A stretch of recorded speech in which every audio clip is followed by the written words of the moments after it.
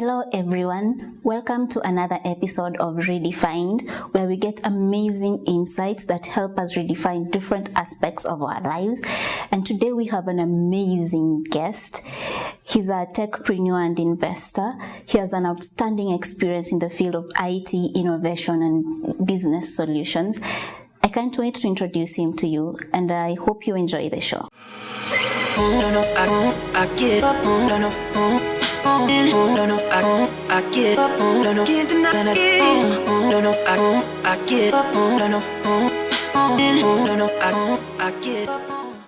So, welcome to the show, Brighton. Thank you. Maybe you could tell us a bit about yourself. Oh, thank you. I'm a firstborn. We are 5 siblings, so I have 2 brothers and 2 sisters. Okay. I've grown up in the village. So you must have heard of what they say, that it takes a village to raise a child. So that has been my story all along. I grew up in Kitui, which is in eastern side of Kenya. And I went through my preliminary education, primary school and high school, before moving to college thereafter in another part of Kenya.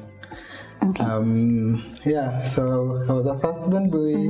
I was born when my parents were pretty young. My mom was under 20. So and then my sister was born almost immediately. I think like after a year later.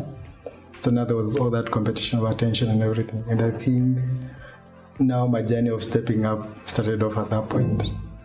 Okay. Yes. So that's when you started becoming aggressive, I guess? Yes. So I started becoming aggressive because now all the attention now was going to my younger sister. And I was still a kid. So now I had to figure out ways of getting myself busy, doing things on my own, finding stuff to keep me going. So that's how I started off exploring the world out here, beyond the confines of my parents' homes. Which is actually a good thing, I guess. Yeah, I think once in a while in life you need something to push you out. Absolutely. Yeah. So maybe take us through your journey. Growing up, what schools did you go to? High school? Were you just okay? I'd say with all the experience you have, was it given to you? Did you have to? What is that journey you went through? Yeah, was life handed to you? Did you have to hustle through life? What is your journey throughout? Interesting. So as I've mentioned, so I started off adventuring when I was very young. An interesting part is, unlike today when people are doing like 3 years in nursery school, I did 1 term. You're a genius. Well, I wouldn't say that. I think it was just the curiosity part. So I went to school. I was with my friends at that point, who were young as I was. And so just going through the motions around that time and getting to learn. I went to a primary school, which is again in the village, as I mentioned. It's called SEK Kavoko. So I went through the first 3 years, class 1, class 2, class 3. The good thing about that is I met a teacher who was like really good. And what was very interesting about this teacher is, because I did 1 term in nursery school, and I decided I wanted to go to class 1. And so one particular morning I just woke up when mom had just gone to the shamba, to the farm. I took a few bags, a bag and a pen and a book, and I went to school. So when I got to school, I found this teacher, and he was asking me like, "Why have you come alone?" And I was like, "Oh, my parents are not willing to bring me to school, so I decided I should come." And then it was in the second term. So obviously there was no way I was going to start. So he wrote me a letter, gave me to take to my dad. And when I took to my dad, the letter was saying, "This kid is very young, needs to go back to nursery school, and needs to grow." Then, so when I took it to Dad, I had to explain, like, I actually went to school without you guys knowing. So the following morning, me and my dad went to school.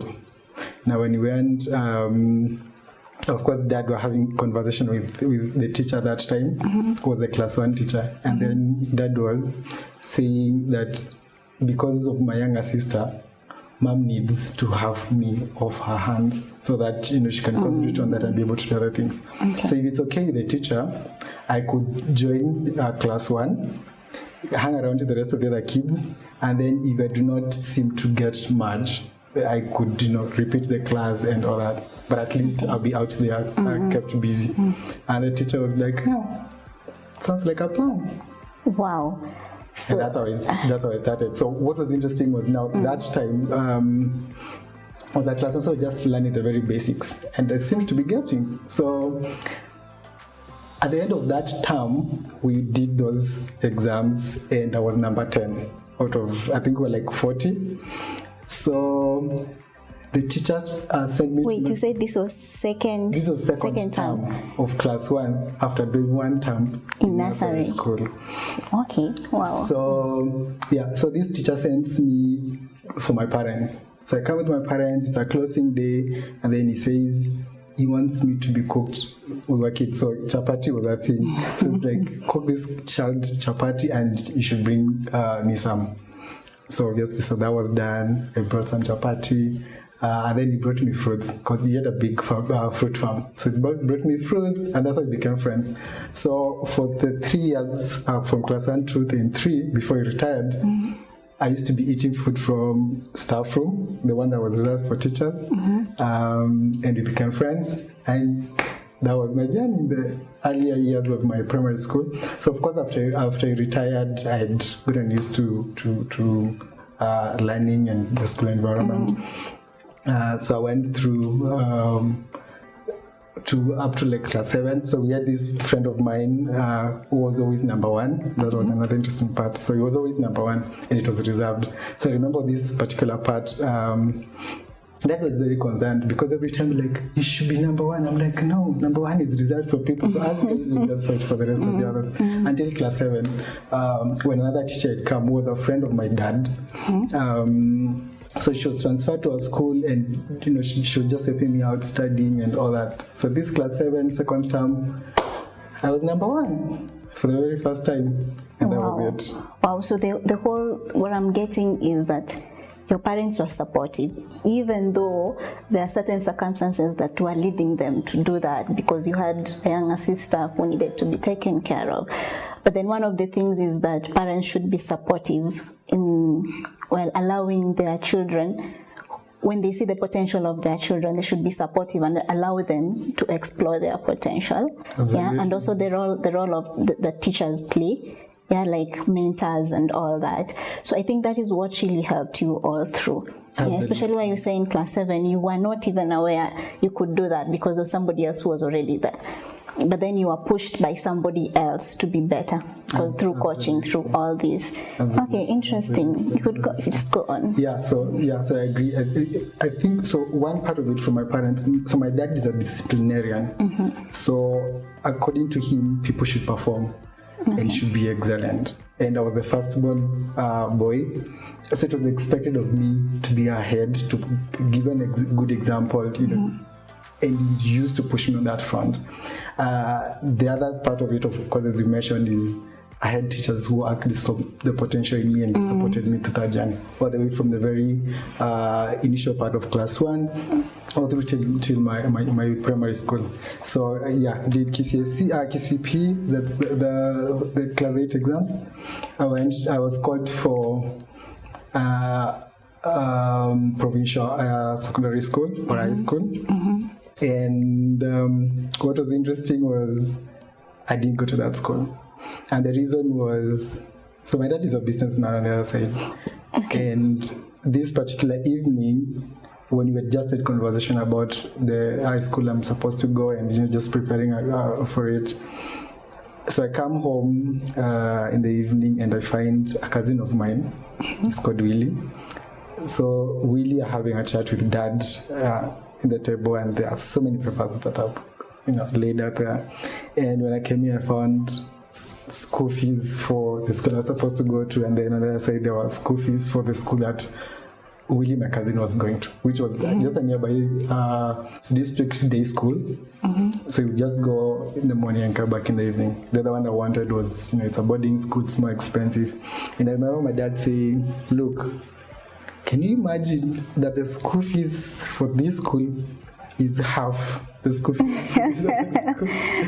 And I was like, I see where this is going. So of course now Dad started changing his mind because of that, and then that school people used to perform fairly. So he decided this is it. So I think I got really disappointed. I can imagine that was a slap on your face. Yeah, because there was, just the hype of going to a boarding school and, coming back in the evening after all term, and we've been away and everybody's excited to see them. So Dad plays this card that, you can just go for one here, this other school. During the 1 year, I know that trip too well. I know that trip. I know that. Yeah, so I went there and so 1 year. So when I went there for 1 year, so we'd agreed. The first term I did not perform as I thought I would. I was number 13, and we were 4 streams, so an average of 50. So that was a good number. And I remember when I was telling Dad the number that I'm number 13, he was like, I thought you said those kids in that school do not perform. Wow, aren't you number 1? And Exactly. Yeah. So there was that. So obviously now through the conversations of that part, I knew this was not going anywhere. So I was like, you know what, let this be. So in my second year, my second year of high school, I just decided to do high school life. So I stopped concentrating on school. Just chill. Yeah. I just up there, the teenagehood and the adolescent part catching up pretty well. So I had that for that year. Then in my third year, now I started thinking through, I need to start focusing and setting up myself for life ahead.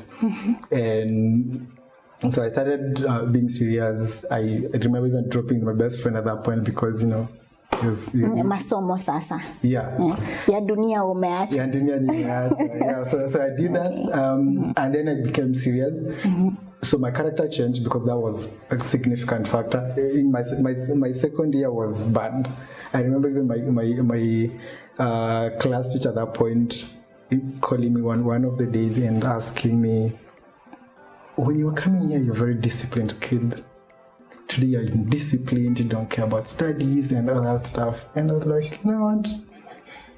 My dad lied to me, so so matter. For you it was this whole thing was like just rebellion. Rebellion. I was playing, so and then she was telling me like, look, this is your life, and at some point it will never matter whether your dad did this or did that, didn't do this or that. Is what you do, the choices you make through that journey that directly define where you get to go. And you love kids too when you grow up. You will not start telling them that, my dad didn't do or did. So this is where you get to define that, and this is the most foundational part of your life. And we had that conversation, and it sank. And after that, of course, now I started becoming serious. My character changed, and out of that, so I became a prefect. I was in the Christian Union, so I was one of the officials, and I started now performing well, and the performance was very gradual. And I think what was very interesting at this point, my very best friend at that point, after I dropped the other one, was someone who was very disciplined. So we look at life, and we used to say we want to perform so well because we wanted to go to MIT. All right. So we were there, just going through the motions, learning and doing life and helping out as much as we could. I think one of the things that stood out from my high school life was how we grew to want to help the rest of the other children and fellow students. At that time, we would even organize and go to primary schools, go have talks with them. Not just about academics, but just issues to do with life. Because I was in a mixed school, so we had ladies, we had guys and boys, and there was so much that was coming to light beyond books and beyond studies. We would see scenarios of girls dropping out of school because they are pregnant.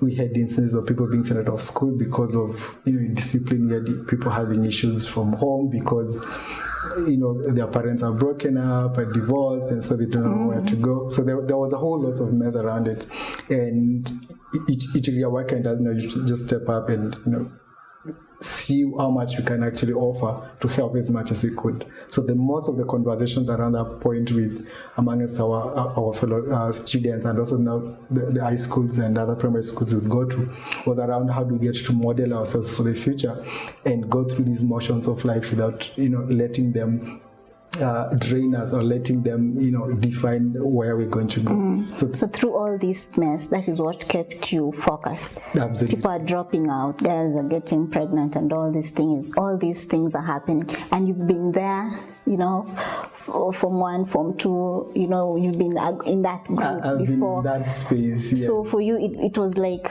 was it that is the discussion you had with your teacher? What really was that turning point for you? My turning point was actually that discussion with my teacher. She was called Mrs. Wakasa. As I mentioned, so she called me and we had like really long conversation, and it was very personal. And so after that conversation, because it was just before closing day, and in that closing day, so we had conversation. The words are still sinking. Now, in the closing day, which was I think was like a week later. And our school was big, so we were like 800 plus students. And now me with my crew then was sitting back. And there was this particular boy from my primary school. We were the only two from my primary school. And both of us were number 1 and number 2 in the final primary school examinations. So now when we were here, this boy has always been performing. He's always been number 2, number 3, because there was another default number 1 again. So... And now, this closing day, people are being given gifts and rewards for the top 3 subjects and overall performance. So every subject, mathematics, this boy is called. English, this boy is called. Chemistry, this boy is called. And so I remember at that point, I remember telling my best friend then, it was called Ben, like, hey Ben, like, hey, because the conversation at that point, at that back seat, me and my friends, we were talking about the obvious, about girls, we were talking about football, and what you're going to do after closing day. Because now we decided we were going to town and, all that stuff kids would do. And I remember telling him, like, hey, wait, this guy has been called in every subject. And then my friend is like, why should you listen? I mean, you will not be called. You're like, you're not that smart, And that hit different. It hit different because it was just a week after having conversation with my teacher, and then also that time my mom was constantly having those conversations with me over and over again. I even remember her standing in church at some point, and I can't remember how she started that conversation, but just talking through stuff, and then began talking about parenting and raising children. And now I became part of that conversation that I am not what she actually thought I would turn out to be. And I'm there, I've become rebellious, I've become a wayward child, and it really bothered me. And so now all those coming to hit me at this particular point, when I'm seated here with my friends, asking them to keep quiet so that I can just see and hear what my former primary school guy is being called for those rewards, like which subject, and then he thinks I'm not too smart. You're not smart. I cannot be called. Which wasn't the case, because at that point, so I had 2 subjects that I used to perform, and I always number 1 to 3. One was geography, the other one was physics. But the reasons were different.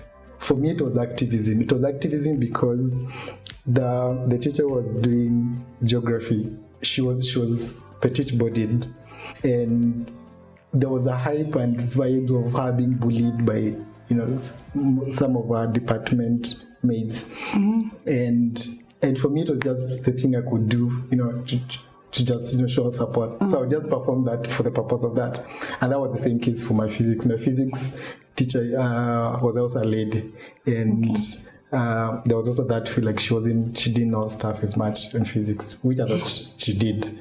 But yeah, so me performing in it was just to just show support. So those two I always did. So anyway, so back to the story. So here I've told my friends, you know what?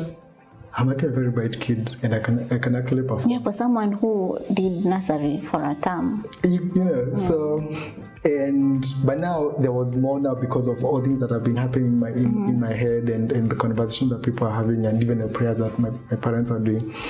So I remember that time telling my friend, you know what, from today, you know, my friend, and I'll show you that you were very clear that I can actually perform. And I was this small, so I remember standing up and picking my seat and going all the way to the front. And it was an event that was ongoing. So people shut down, kept quiet. And I was there going all the way to the front. So I went, sat to the front, where I was just facing the teachers. And I remember that time now, when I lifted my eyes, Mrs. Wakesa, my class teacher then, was just looking at me, and I started crying. Have really felt good. I started crying, and you know, this emotion now started coming in and all that. So of course, after that closing day, she called me in, and you know, we had a chat like, "What's up? What has happened?" And I was like, "Yeah, no, I'm sorry. I think you're right," and all that stuff. And so it's until that point someone decides they want to succeed, then they will. That's until that exactly point. So you left everything that was dragging you behind. So ideally, that's what should happen.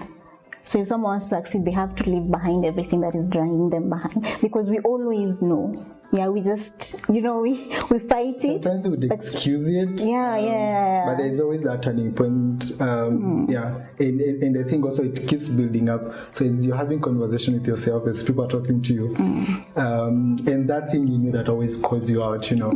And to that point, you know, you realize, no, this is it. Yeah, and I like that your parents, despite your rebellion, they didn't give up on you. No, they didn't. And the teacher didn't give up on you. You know, they kept talking to you and trying to, you know. And most of the time what people do is, "Uyu penye amefika," just like your friend said, "You're not smart," so we leave it at that. And then, well, so I like that part.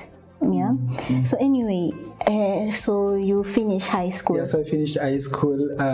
So of course now after this particular event, the remaining part of my Form 3 and my Form 4, I was on a viral growth in terms of performance. So I started off as number 6, going to number 4, number 2, and I was number 1. And I finished as number 1. I remember there are these mocks that we used to do at that time in Form 3 that term. It was a district mock or something. I was actually the best in the district. Oh. And I was like, wow, we have like the best of this, because in our district we had national schools, we had provincial schools. I was in a district school, I was in a village school, but for some reason there was that faith that I have a potential that cannot be limited by what is around me. And there was this teacher was called Mr. Kimwele. Now after my turnaround, he became like my mentor, and he constantly kept reminding me that you can perform regardless of the circumstances you're around. And now I began walking that journey with him throughout my high school life. And so constantly working hard to perform, but now even doing more than just schoolwork. And that's why I was saying it's now where we now started looking into other issues of life and social issues.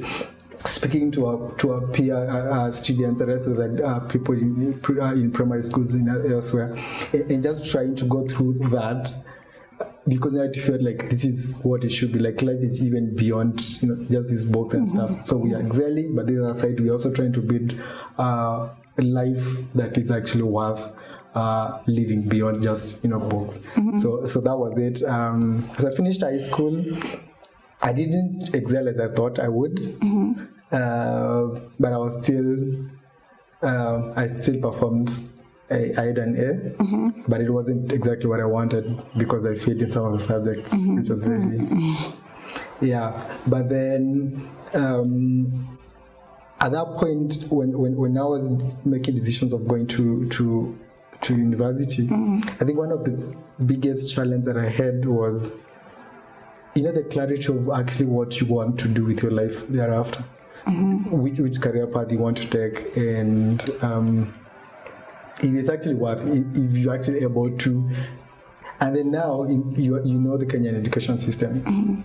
There is a factor of your performance on the other side that also gets to determine how that turns out. So that time I began having conversations, different people. And I remember my principal at that time wanted me to do law. And I didn't know whether I really wanted to do law. Surprisingly, since I was a kid, I always wanted to be an engineer. Okay. I cannot remember with certainty where that came from, but I thought I just wanted to be an engineer. I just wanted to sort out things, like build things. But now, at this point in time, it's telling me that this is what I want to do. And luckily, subject combinations that actually allowed me to do it. So I went through those applications. I was called to Moi University in Eldoret. And then again, I remember at that point, my mentor then, so there's someone else now who came into my life at that point, who had a visibility of life thereafter, and then walked through that journey, and something that I could actually draw inspiration and guidance from. So this person came in at that, it's called Tony. So he came in at that point, and I remember having those conversations of actually what I want to do. And so there was a school of thought that I should go to business line because family, it's in the entrepreneurial family, so it would be an easier path. But for me, I wanted to be an engineer. So I remember the final decision when we were making it, I was saying, I could always come to business as an engineer. What were your thoughts? What were your parents' thoughts on this? Because I know the option always for parents is, where will you easily get a job? And that's the thing that completely messes almost all of us, because you end up just doing things because this is where I will get a job. So people shy away from engineering kind of courses and courses that don't seem so attractive. Interesting. So the very first thing was, you remember how when you're applying for, then it was called JAB, Joint Admissions Board. So you fill your first option, order of preference. So I was scored for mechanical engineering in Moi. And I remember my dad asking, so does that mean that you'll be getting under the car to repair?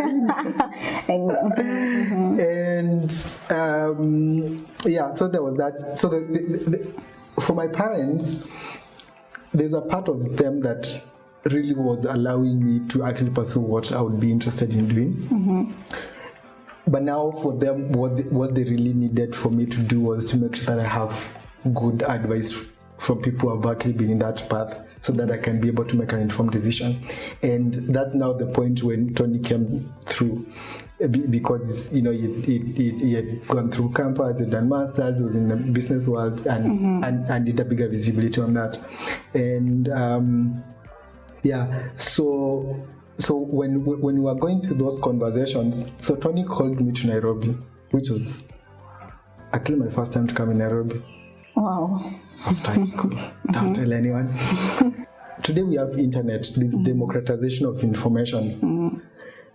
Be equipped with what is happening in the industry. Speak to people already in the industry, have those conversations, get mentors who are actually working out there. I would do my shift from 7 to 4 p.m., 7 a.m. to 4 p.m., and I didn't want to go home at that time.